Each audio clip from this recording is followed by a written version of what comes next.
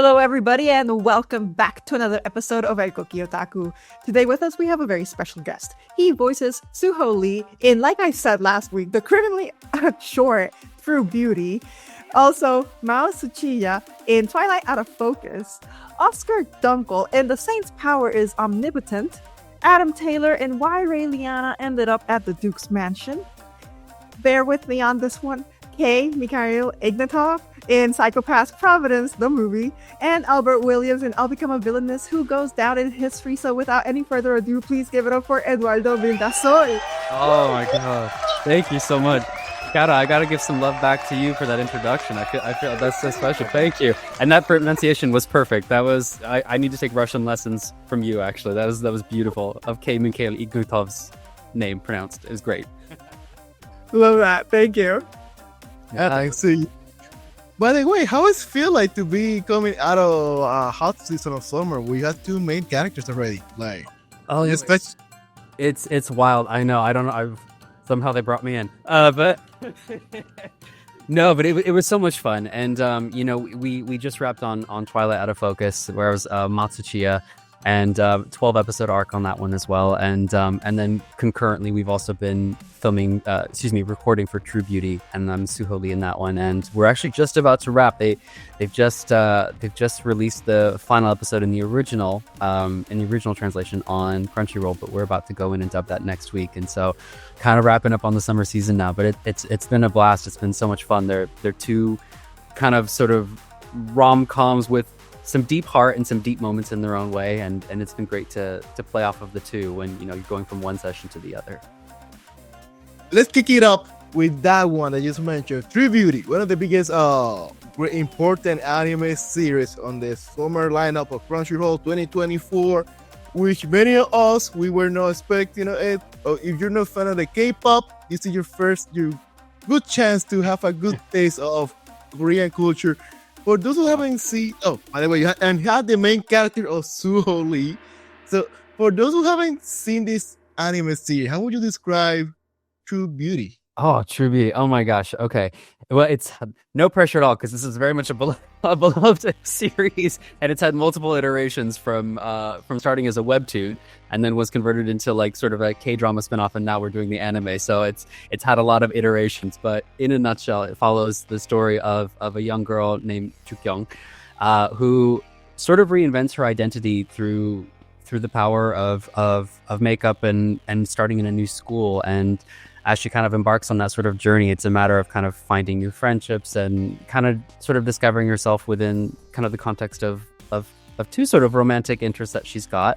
But I don't want to give any spoilers away, but it's something you said that was so funny, Kiara, which you said was it's criminally short. Criminally, and I was like, and it was so funny to me because it's so funny because to me, I remember when I was doing the research on it, I was like, this is an extensive webtoon. This is an extensive universe already, and it just keeps building, as you say, and you want more and more of it. And so it's fun to follow these characters and whatnot. But yeah, we're wrapping up on the beautiful. It's gorgeous. It's okay. So as I was saying last week with Mauricio, we have the webtoon, which is the anime does not necessarily go one-to-one with the webtoon, but I'm the type of person who doesn't really read the anime or the manhwa or anything like that unless I really, really like the anime. And this was one that I was like, okay, wait a second. I have to go to the webtoon because I can't wait for next week. I got to see what's going on. And then when I saw that it's not one-to-one, I'm like, come on. But I love the pacing of the anime anyway, even though like I keep saying it's so short. I wish they do a little bit more because in my opinion it's that good.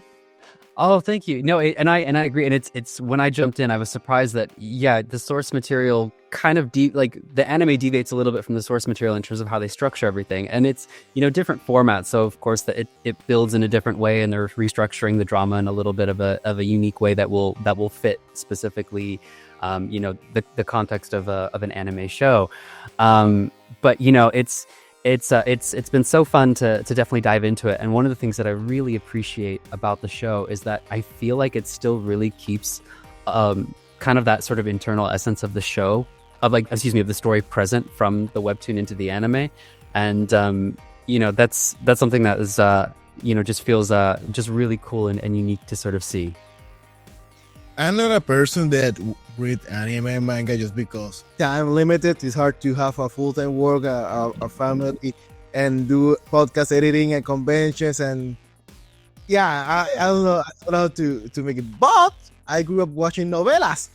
Telenovela from Hispanic and Puerto Rico. So, and watching True Beauty, I'm like, great. That's what I like to watch. And my mom be watching it. She's enjoying it because she's also watching novela with me. Dude, oh, I love it. Okay, yeah, there's like the sort of Latino telenovelas pipeline into K-dramas. I promise you, it's the structures are slightly different, but the drama and the twists and the plot twists and the chisme around it, they're still very strong. There's your first Spanish word. Yeah, so there's my first Spanish word. We were talking about it. I'm my Spanish is like intermediate level, so I'm trying to keep up with y'all. And by the way, for those who are not haven't shared too much with any Hispanic friend yet, so Latino, we can have a different podcast about telenovela because believe it or not, they change by region. We have the novela from Mexico, from Venezuela, from Argentina, which the drama approach is different. Now with the expansion communication and technology, now we have the Indians one, Fagmagul, that one, The American ones. Oh my gosh, I would just K-pop. So they are in the world of novela, but they're like saying salsa, merengue, reggaeton, pop music. They're so different, even they're in the same bubble.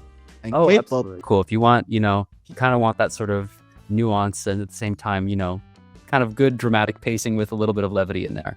True Beauty is definitely worth the watch, I think. So tell me now about Suho, about the main character, about the galan of this K-pop novela. K-pop, oh my god, K-drama. Well, it's funny that you bring up K-pop because actually they were K-pop idol trainees actually in their heyday, and some of them still kind of are active in that. So some of the characters are. So I love that you're bringing that in there. Suho is, in a nutshell, he comes from a sort of, how would you say? He comes from an entertainment family, and he grows up in Korea, and then moves away after having some family incidences and comes back. And that's when he meets Jugyung for the very first time. And it's a very sort of unlikely kind of kismet interaction the two have. They're opposites in a lot of ways. But you kind of see that because they're so different from one another, at least at the beginning, they seem so different from each other, that it actually kind of allows them to drop their metaphorical masks in a way. And so they are able to be kind of more vulnerable and open with each other and have more of, friendly banter and really get to understand friendship on a deeper level. And it kind of grows from there. But yeah, Suho is such a fun guy. He's got a lot of complexity to him for sure. I need to ask, because I know we're going to speak about the cultural exchange here. So just a background fact here. So also bilingual or Spanish speaker, we have some advantage here that when we pronounce it, the Japanese name is kind of phonetically pronounced as Spanish, which is easier for us. Now we're speaking about Korea. The rule doesn't apply here. So how to make it to pronounce and get used to this name? Because probably there's no way to read it in English correctly, directly, or Spanish neither. Now it's the different rule of phonetics. There's definitely some different phonetic rules at play, and I'll be honest, I'm not somebody who is fluent in even to begin with Japanese, which most animes typically translated from that. But then when it comes to Korean, I'm not somebody who studied up on Korean. So it was really funny. Like the first probably 4 or 5 sessions that I came in, I struggled so much just to say the main character's name, Jugyung. And I mean, and the amount of guilt that I have around it, because internally I'm like, she's the love of your life. You should be able to say her name, damn it. But I think Emily Fajardo is the ADR director on it, and she's so incredible. She also does a lot of the ADR directing for One Piece, and she's the lead on that. So she comes from she has these 2 really contrasting sort of universes that she plays with, but she is like a walking dictionary when it comes to being able to like pronounce names from Japanese or into Korean or from Korean. And so she was coaching me through it. She's like, let's slow this down. Let's break it down. Chugyong. So I hope I've done the Korean. Anyone who speaks Korean here, I hope I haven't embarrassed you with my pronunciation. Definitely.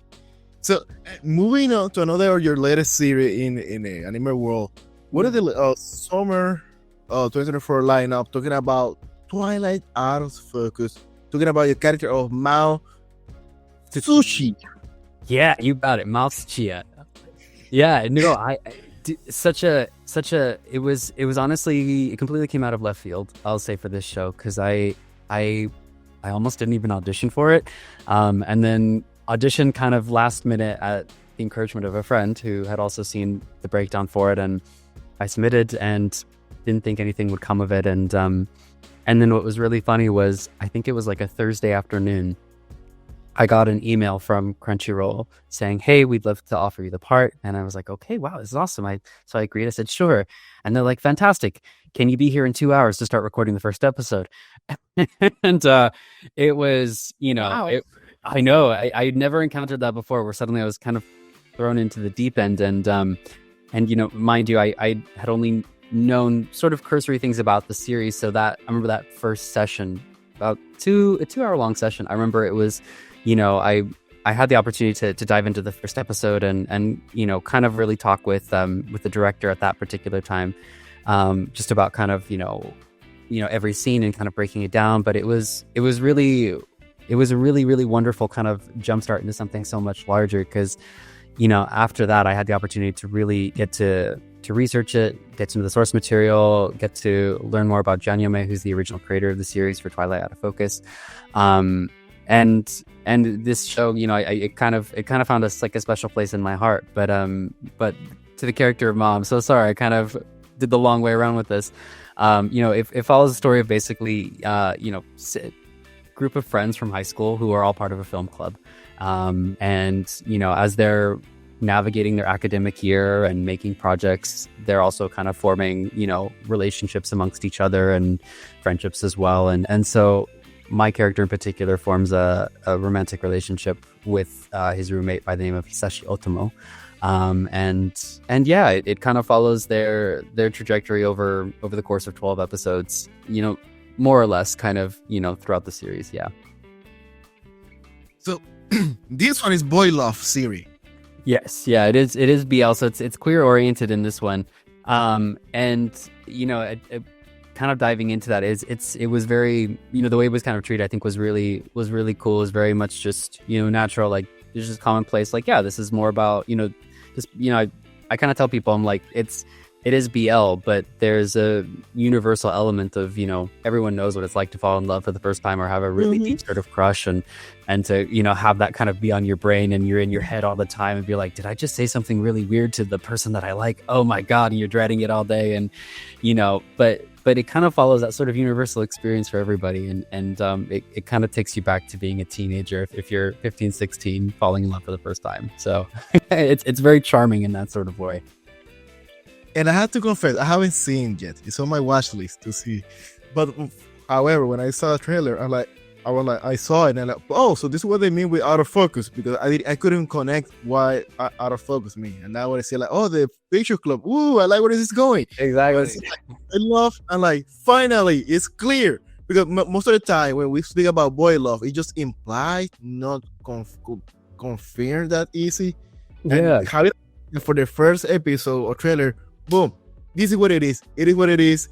This is what you're going to enjoy. Like, perfect. I don't have to be implied or doing my theory, connecting dots. Like, perfect. Now, let me enjoy the drama and the show. Exactly. No, it's right there. And we're really thankful that, it's found such a supportive, kind of group of people or community of people who've been watching it. And it's really cool to kind of see the impact that it's had for people out there.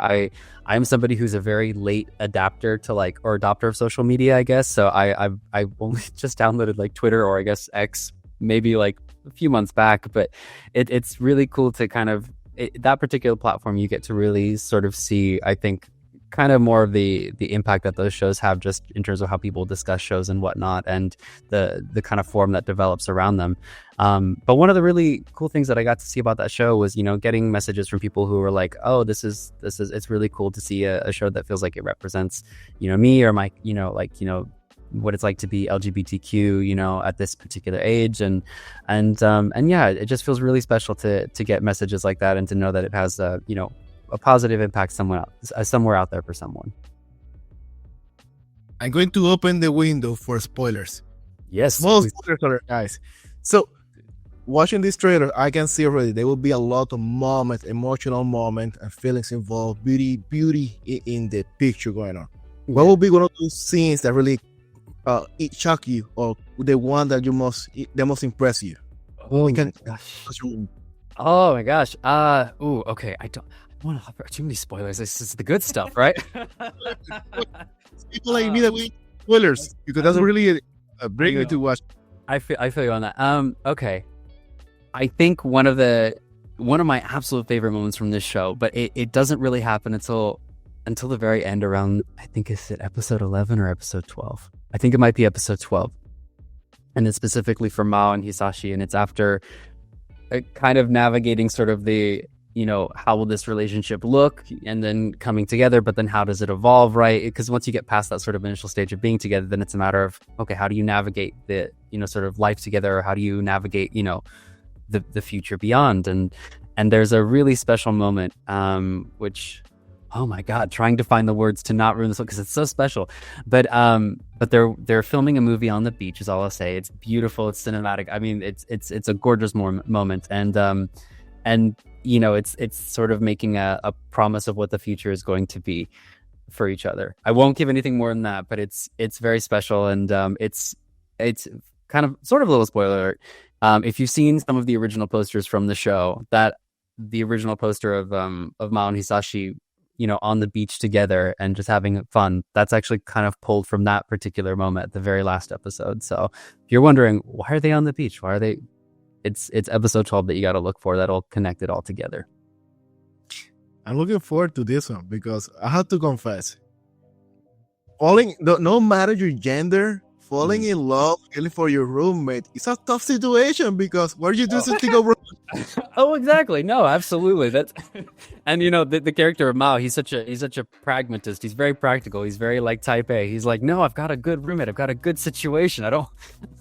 I just want my everyday sort of order. He's but I think that's kind of the draw of it is you kind of put him in the situation where it's like these feelings emerge that we've all sort of feel, and they're bigger than what we can comprehend, and you're kind of navigating it in real time, and so you get to see that with all of them, and not just Mao and Hisashi, but the other characters that are central in it, and there are phenomenal voice actors in there as well. I forgot to say, Joshua Waters voices Hisashi Otomo, incredible talent. Also has credits on Sasuke Miyano, and then you have Oscar Sung, Landon McDonald, Benjamin Stegmaier, oh my gosh, Reagan Murdoch. So it's it just keeps going. So I would like to say, for the next year, we're going to slow down the drama. But it's not. We're going to keep with the drama all out. What are the other series that you may say, oh, it's more chill? It is chill, but drama all out. Talking about the Saints power of... Sorry. Saints? The Saints magic power of... And did I miss one word? I was confusing Saint Cecilia. That's why. Oh, Saint Cecilia. Saint Cecilia, like, wait, Saint Cecilia doesn't go here. She's going in another series. No worries. No, I got you. The title, something that I like to kind of, I'd like to sort of know, and I've always wondered why, is some anime titles are very long. You guys have noticed that, right? Where they're novels. They're novels. Essays. I know there are times where you have to say half the phrase, take a breath, and then finish it. But this one is Saint's magic power is omnipotent, and it's such a fun one. It's directed by phenomenal talent and director Caitlin Glass. Her resume is incredible, and her knowledge is just absolutely out the wazoo in terms of being able to direct and offer insight and guidance for talent. But it's such a fun show. It's also an isekai, and it follows the story of a young girl named Sei who ends up in a magical kingdom. And without giving away too much about it, it also has a good mix of like political and kind of how would you say, political intrigue. It's set also within a monarchy, so there is kind of that sort of element of like, okay, this is a bit of a kingdom, if you will, that we're operating within. But my character in particular, Oscar Dunkel, is presented to her as simply kind of her aide to help her within some business endeavors. And as the series kind of moves along, there's a little bit more to it. He knows a little bit more without offering spoilers. But it's such a fun one. And sorry, go ahead. You don't want to say spoilers if you want. It's been out. It's been out. Okay, fair enough. Well, in case someone else hasn't watched it yet, I was gonna say, that's fair. You need to force me. Little to emphasis. Force him. Little to emphasis. We've actually found out that a lot of people like the spoilers, especially like the younger generation. They like the spoilers, and then from the spoilers, like, oh, I'll go watch that. That sounds interesting. Okay, dope. All right. Okay, good to know. If the show wasn't released at least 2 weeks ago, it is just no spoiler. Because when we speak about series like Fullmetal Alchemist, I'm going to spoil something for Fullmetal Alchemist. Like, I need to spoil you years reason, because if Fullmetal Alchemist you haven't seen yet, I need to force this to you. Like, let me throw you spoilers. So, and that's at least that's how it works. I'm like, let me watch it now. Fair point. No, I get you. I get you. And as I'm saying, with how sometimes you think about all the menu of options, you can get like a nice little spoiler or taste to be like, okay, where is this gonna go? It definitely helps. But the show is so much fun too. I think back to this particular show when we were recording it. I think it was really kind of the first time I had sort of a little bit of a larger sort of supporting role, and I've had the opportunity to work with Caitlin Glass multitude of times before in other capacities, but getting to jump in directly with this one, and especially opposites, really powerful talent. Celeste Perez is the lead on this particular show, and her range is incredible. I remember hearing her and I thought, there's this expression, I used to sort of do boxing, not very good, which is why I don't do it anymore. But there's this expression of when you're in the ring and you're punching above your weight, which is to say when you're sharing the space with someone who is above you, who has a lot of experience, a lot of expertise, a lot of talent, and so it forces you to kind of you got to be a little more prepared and a little bit more ready, so it's really fun to get to dive into that one. And for me, I think this also came during like the period of time when isekais were also like were really, really, really popping up everywhere. They're still very popular to this day, but I remember I think it was about a year ago that we had so many, because the other one that came up at the time was the reason why Raeliana ended up at the Duke's Mansion, which you had mentioned before, another isekai as well. But yeah, so it was fun to get to play with that kind of magical kind of transported element in a story, if you will. Definitely. So let's speak now about your career. You're not an isekai. How Eduardo made it to the? Oh my gosh. That's such a good question, because sometimes I still kind of shrug my shoulders and I'm like, how did I get here? How am I doing this? And I pinch myself and I feel very blessed. I feel very lucky to be here and to get to do the work that I do, because when you go in the booth as an actor, it's an incredibly liberating experience, and the nature of dubs, it happens so quickly, so you're really getting to work your creative muscles whenever you step in every single time. But I originally, if we're taking, from way back, starting to now, I started off actually not even as an actor, as a dancer, and then realized I was never going to get above 5'6", and height is important for men in dance. I was going to say it's kind of important, but really. A little bit, yeah. I mean, I'd start off in ballet at it, not. Yeah, it doesn't look so impressive. I was gonna say it looks like a small child on stage, at least for me. But cool. It's short people problems, man. But no, I eventually ended up in theater, and then toured actually on kind of some shows, working as a dancer for a little bit, and then even ended up in the circus at one point, and ended up in TV and film, and then kind of, I guess, this final sort of venture into VO, if you will. So that's, hope that was the Cliff Notes version, but yeah, it just kind of sort of wound its way in this particular manner. I'm based in North Texas, and so this is kind of where Funimation and now Crunchyroll kind of were sort of headquartered. And so, you know, I had the opportunity to, I think my very first session ever was with a show, I think it was Heaven's Official Blessing. I think the very first episode ever. And it was a Walla, and this is just after the pandemic. And I remember it was going in and getting to do it, and it immediately was hooked from the experience, because it was just so fun. You get to be absolutely silly and wild, and you know, you just get to fully immerse yourself in another character that isn't necessarily you, if that makes sense. You know, you get to be, you know, it's transformative is what it feels like. Okay, I gotta stop, because you mentioned circus, and I'm like, whoa, Yeah, you're the first person to mention this, and I'm just intrigued. What do you do in the circus? Oh my god. So I toured with the circus not for very long. I think my contract was about 6 months with them, but it was here in North America.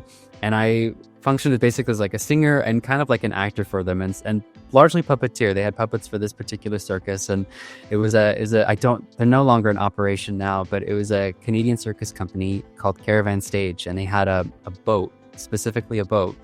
It was a really large sailing vessel that would go from port to port. And in the evenings, they would perform these open air shows, like in the masts. And so it was like, I kind of tell people it's like Cirque du Soleil on a boat, but so you're on a dock and as the audience members, or you're on a proscenium kind of far away and you're watching the show. And we have opera singers that were part of it, and these really big masks and puppets and stuff. But so I lived the circus life for about half a year, which was really fun, and probably one of the hardest jobs I've ever had. I think most people, you know, it's, for all it's fun, it's definitely one of the most kind of physically and mentally sort of demanding jobs I think I ever had. Because our days would start, you know, 6 a.m. You'd sail off to the next place. You'd set up. You'd do rehearsals, do the shows, and you'd, you know, wind down your day by like 11 or midnight, and then, you know, up at 6 again. Wow. And yeah, you'd have breaks in between and stuff, but it's definitely it tests your stamina for sure. And I realized I'm a bit of a homebody after that experience. I was like, I like having my bed, and I like having my tea and my books as well. but yeah. You never got seasick.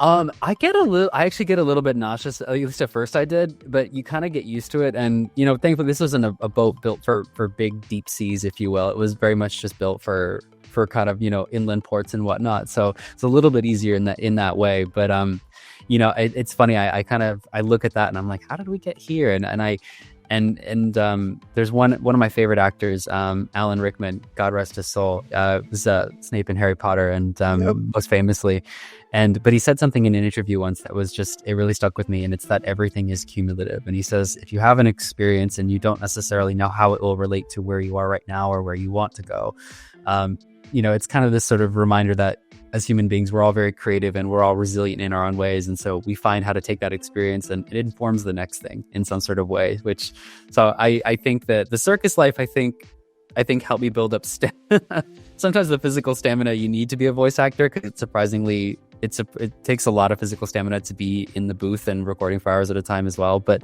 also just the creativity, you know, you get to be a bit of a weirdo in the circus. You get to be a bit of a weirdo in the booth, you know? There was any from your anime character, there was any character that was kind of challenging, but that was the one that helped you to grow into get skills for new characters in the future? Oh my god, I love this question. Oh my gosh. I will say, I think every single character always kind of presents a new challenge, and that kind of feels like a good thing. I'm somebody who I think I appreciate being out of my comfort zone a little bit, even if I'm kind of biting my fingernails while I'm doing it.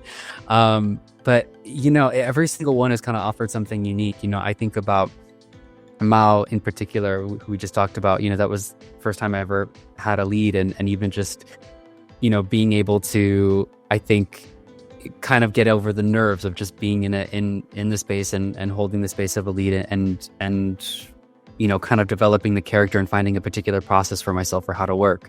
And then for Suho, it was learning, okay, how to take a lot of the technical things that I learned from, or that I was in the process of learning from Twilight, out of focus, and then allowing myself to, okay, but also bring it back to the deep acting work that you need to do, and as the character, and so being able to balance, how would you say, the technical elements with the artistry and the craft, and being able to kind of, immediately dive into the work that's ahead of you.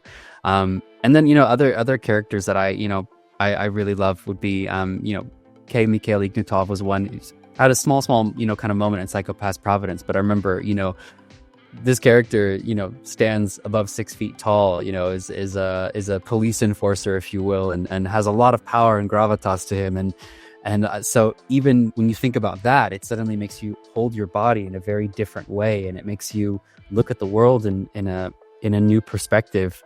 And you're looking at all the given circumstances of this world, which is, it's set over 100 years in the future in a new Tokyo, if you will. And, it's a deterministic, kind of highly sort of police sort of society that, okay, you're like, all right, taking all these things and you're using them, and then you're letting that inform kind of how you hold yourself and how you move in this world. And so just even things like that, little nuances like that will always kind of force you to kind of, I think, level up and lend yourself more to the work, if you will.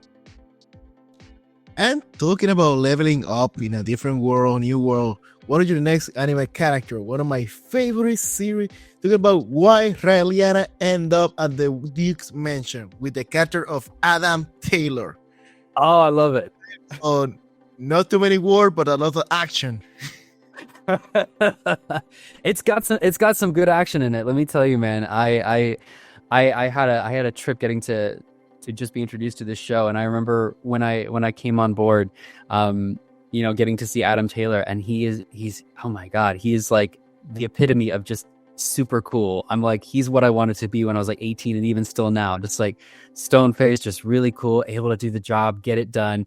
He is the he's the assistant kind of / former assassin of the Duke himself, and so he is his right hand man, and he knows everything that's going on in this particular kingdom. But he's also very much very a man of few words. His lips are sealed very much most of the time, and I absolutely loved playing him. I will tell you, we had so many laughs with this character though. The ADR director was Caitlin Glass for this one as well, because I would be brought in for a session, and it would be one particular moment when Adam Taylor would simply go, like just nod, just like a But the way that people would react to when he said something, be like, he just said something. What? he made a noise. But he's so fun because he straddles this line of super kind of military, kind of badass, and at the same time also very much like kind of sweet, soft side as well that really comes out, especially when he's around Raeliana. So it was nice to kind of get to see the duality of that, even in his very few words, if you will. By the way, I feel like these episodes have been very centralized in novella, because this is another isekai that's a big, great novella, and so freaking good. I can't wait for season 2. Oh my gosh. Me too. Sorry, go ahead, please. Oh no, I was just gonna say, Onyx, isn't this the one that you recommended to your mom, and she's like, oh my gosh, what did you do to me? I'm so mad because we're still season 1 wrap it up. We're still waiting, hoping for season 2 that comes. But Raeliana was so good, this story. By the way, background story, also Korean background. It is based on a Korean video game, which is on Steam, not dub. And for our surprise, it got an anime series. Which when I did a research, wait, this is a Korean video game inspired. So so good. The music intervention, the voice actor are all good. Everybody, it is a pedigree of talent in this series. And incredible. Even the music, the another opening. Trying to remember her, the singer for the song. They have a mid-series episode 6, a song that was written for this series in English called "Don't Let Me Fall," which was a piece of art. Oh, dude, no, it's a one of the things I'm really grateful for with working with anime too is just like you get introduced to so much amazing music as well. And like, I mean, I will be jamming to the theme songs of certain shows, and sometimes I'll even hit repeat on the intro just so I can kind of keep vibing to it. But I totally hear you on that, my friend. You mentioned that you watch anime with your mom. That's amazing. Do you guys have? I was gonna say, does she have any recommendations for what we should be watching this season? Actually, that's what I want to know. So, it's background story. My mom from the old school that said that it was muñequitos chinos, Chinese cartoons. Until finally we started a podcast and I introduced her, hey, this is anime, and she said, no, I don't like cartoons, I don't like watching muñequitos cartoons. One day I had to lie to her, tell her, hey, there's this series by a Disney studio, which I like, but the quality is so good. You should check it out. It's on Netflix called Your Lie in April.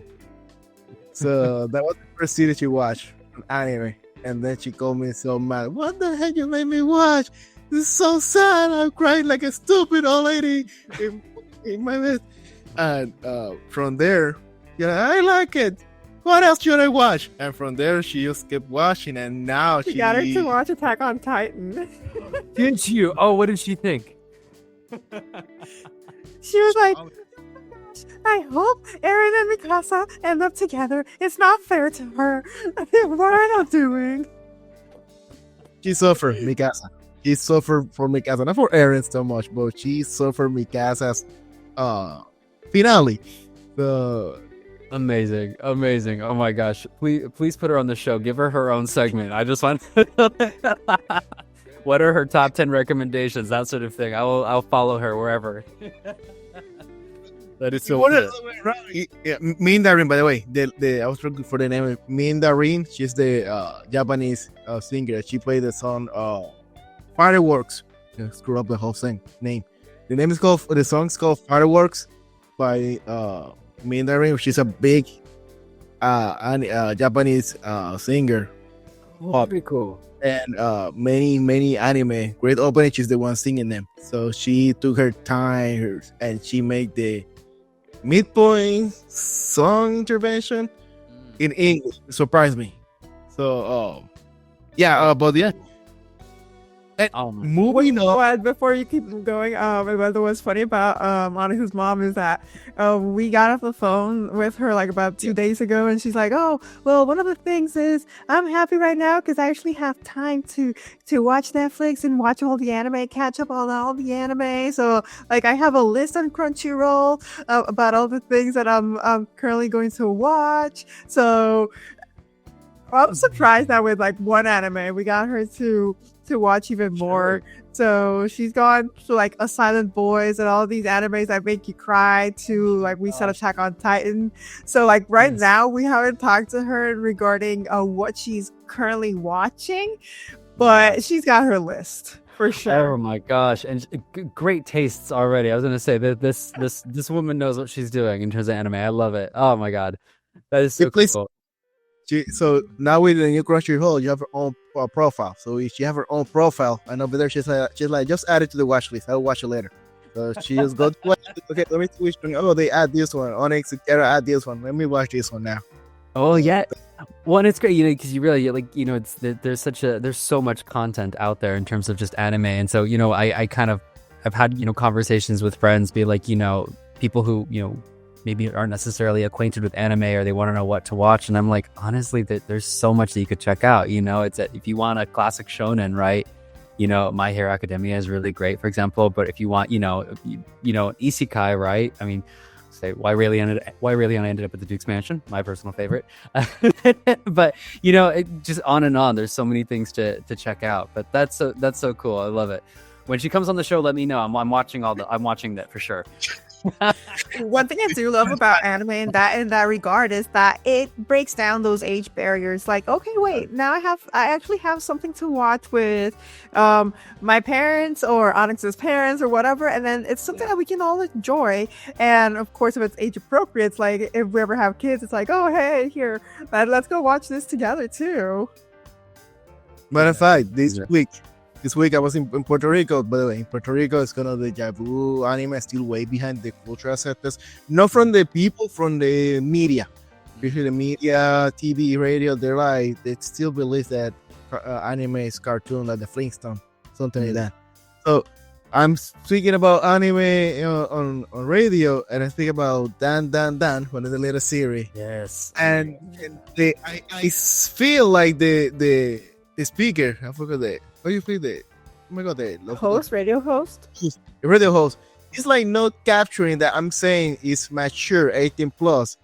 So I'm like, how are they going to make this guy to realize? Okay, so let me see how I can fish him, make him understand it's 18 plus. So we have the story of a guy, Wish, and she goes the guy now. He lost his Don. All right, he lost what? He lost.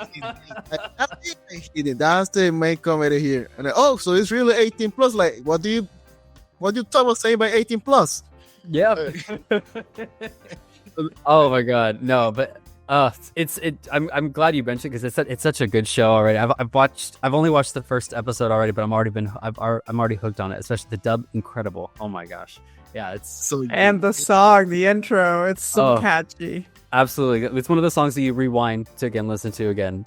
I play it at least every Thursday. Like, okay, I'm not going to watch today the episode, but let me watch at least the opening. Anyway, exactly. So, Frank, one of the anime classic in the industry, big franchise, as I understand, talking about Psycho-Pass, the movie where you're the character or detective Kei Mikhail Ignatov. I just love the way Kiara says it. It's so good. It's so good. I can't. Oh my gosh. Yes. No, it's well, I mentioned briefly before, getting to to jump in and kind of sort of play as Kei was just such an honor and such an amazing experience. As I mentioned before, it's Psycho-Pass is it's set in far off in a future that it's super high tech, and it's a world in which everyone is kind of sort of monitored, if you will. If you think of stories like 1984 or Minority Report, it's very similar in that sort of regard, in the sense that your every single thought and emotion is sort of collected and registered by the government, and from there sort of Public Safety Bureau, if you will, which is sort of the central governing force of this narrative, determines how they will sort of regulate that, so that order is kept within society, and people sort of maintain the status quo within this particular sort of within the country. And with the story itself, it's so the universe itself, it has such a long running start from season 1 and so forth, and getting to jump in for this particular character, he's only there for just a moment, but as I mentioned before, taking into account everything that exists already within this universe, just as an actor alone, was such a great exercise in just using your imagination and letting yourself sort of inhabit that as the truth, and then bringing that forward into the performance. The actress that I get to play opposite in this particular moment, who plays my wife Maiko, is Naya Moreno, and she's absolutely incredible. And her Spanish is way better than mine. Just FYI. So I take notes from her. But yeah, such a cool universe to get to be a part of, and it's an honor to get to participate in it, even in this capacity. As I understand, this is your this participation is the darkest one I have on the anime world, like gore kind of. Oh, for sure, yeah. No, it's definitely I think it definitely lends itself to some of the darker notes, for sure. And it touches on like a lot of really, really sort of heavy topics, everything from from censorship and kind of cartels and immigration, if you will, just very heavy thematic elements.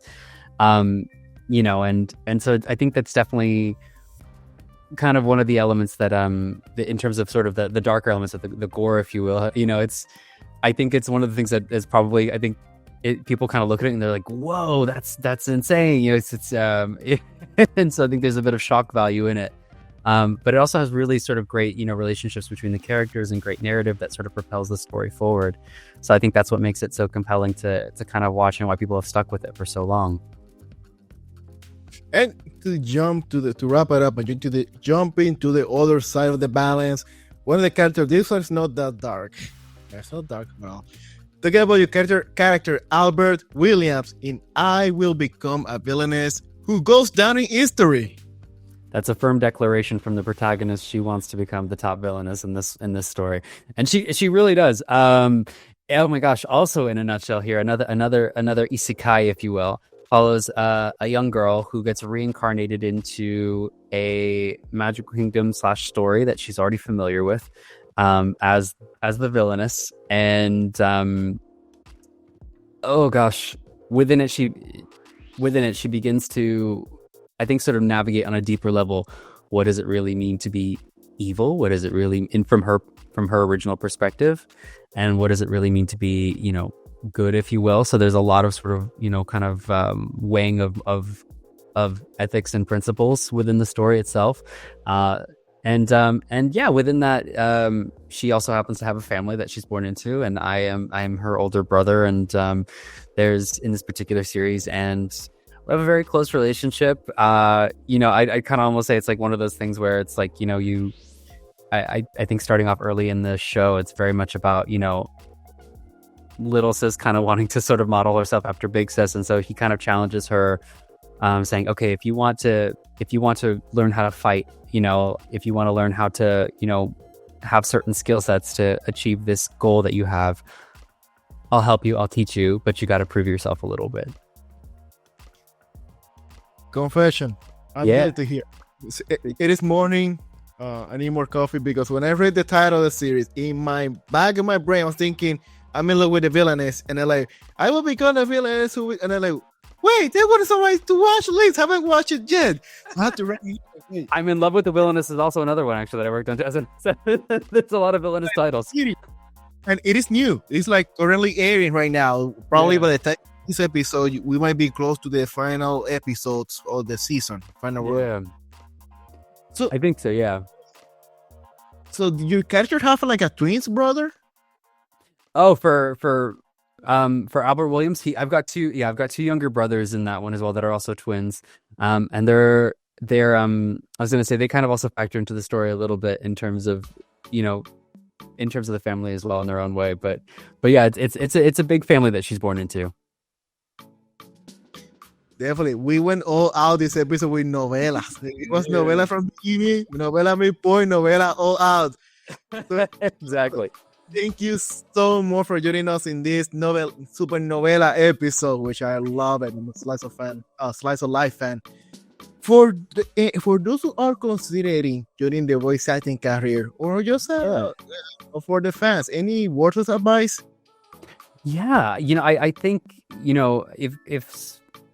if voice acting is something that I think you're interested in doing, in any sort of capacity, I really encourage people to kind of start with what is most important, and it's focusing on the craft and the art form itself of acting. And so finding an acting class, whether it's even something for theater or on camera, or specifically for voice acting, all of it can absolutely be a boon to your craft and to developing a career.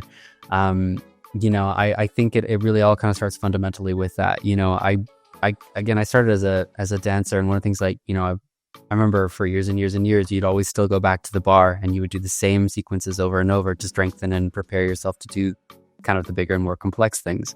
And I think it's the same with musicians, the same with painters, and it very much is the same with actors as well. So finding your own methodology of working and kind of creating a discipline around that, so that can bolster you when you do enter into the field, is one of the best ways forward. And I also kind of say, expose yourself to new works of art. There's, as we talked about, there's so much anime content out there that you can watch and you can enjoy and you can learn from, and listening just to the dubs and even the original as well, that can inform a lot of things for sure. So, I say fill your well creatively, and at the same time, don't be afraid to apply it and practice it. And when Eduardo say there's a dancer, we go to the bar. You mean the bar grabbing itself on the wall, not the bar drinking. Yeah, not to get a margarita. I was gonna sip it. And then we talk about telenovelas and all the drama, you know. Sorry, oh no, the bar. I know we're talking about working hard at the bar as we take a little shot. Some business people say that's where you wrap up the deals. But anyway, for those who haven't followed you yet, which social media can they follow you? Oh yeah, I'm on Instagram. I still am torn. Do we say Twitter? Do we say X? Twitter. We say both. Oh, here you go. I'm also on Twitter, Instagram as at Eduardo Vildasol, all one word. And if it's okay, I'd also love to share kind of some news coming up. Actually, Sure. Yeah, I've got my first live convention happening here in the Dallas area at Dallas Comic Show. It's from November 23rd to the 24th. It's going to be a really fun lineup, and Joshua Waters will also be there, who works with me on Twilight Out of Focus as Hisashi Otomo, as well as James Cheek, who is the head ADR writer for the show. We'll all be there, and getting to hang out with tons of other artists and actors and illustrators, and it's going to be a lot of good fun. So we'd love to see people out there. So Awesome. wait, where is it again? It was November. Where, when? Just so everybody hears it twice and goes there. Of course, absolutely. Dallas Comic Show in Dallas, Texas, from November 23rd through November 24th. Perfect. Saturday and Sunday. Yeah. At least I have time to do the editing for this video. This video will be on time before the conversion. Okay, we're good. Find out if I made it to my deadline or not. You can follow the Koki Otaku or all social media. It's very important. This is the one we humbly say we invite you in the beginning, then we ask you. Now we beg you for you subscribe, like, and share us in a YouTube channel. Command you. Do it. Absolutely. We'll shake you down. Because you guys don't know how important is that subscribe button. It really helps us to fight a day-to-day algorithm fight with YouTube, and also for more news and reels and TikTok, everything, not me dancing, TikTok or good quality of anime. You can follow us on Instagram, Twitter, because we don't X, we Twitter, we tweet. TikTok, YouTube, Twitch, all the social media. Everything. I love it. You guys are everywhere. Well, the people need to be following. They got to know what's up, man. For myself to keep working out today. Social media is exhausting. But thank you so much, Eduardo. We'll see you. Thank you for joining us today. Oh, it was an absolute pleasure. Thank you, guys. Thank you, Onyx. Thank you, Kiara. Thank And you. we'll see you in the next episode. Sayonara. Bye. Bye.